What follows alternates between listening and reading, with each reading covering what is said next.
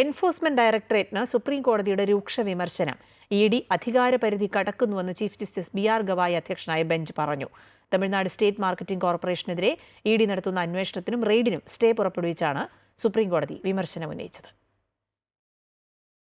Tamil Nadu state marketing corporation ആസ്ഥാനത്ത് ED നടത്തിയ റെയ്ഡുകൾക്കെതിരെ മദ്രാസ് ഹൈക്കോടതിയുടെ ഹർജി തള്ളിയതിനെ ചോദ്യം ചെയ്ത് തമിഴ്നാട് സർക്കാരും തമിഴ്നാട് സ്റ്റേറ്റ് മാർക്കറ്റിംഗ് കോർപ്പറേഷനും സമർപ്പിച്ച ഹർജികളിൽ വാദം കേൾക്കുന്നതിനിടെയാണ് സുപ്രീം കോടതിയുടെ വിമർശനം.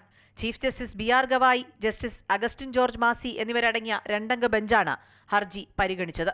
ഇഡി എല്ലാ പരിധികളും ലംഘിക്കുകയാണ്. നിങ്ങൾക്ക് ആളുകൾക്കെതിരെ കേസ് രജിസ്റ്റർ ചെയ്യാം, പക്ഷേ കോർപ്പറേഷനുകൾക്കെതിരെ എങ്ങനെയാണ് കുറ്റം ചുമത്തുക എന്ന് ചീഫ് ജസ്റ്റിസ് ചോദിച്ചു.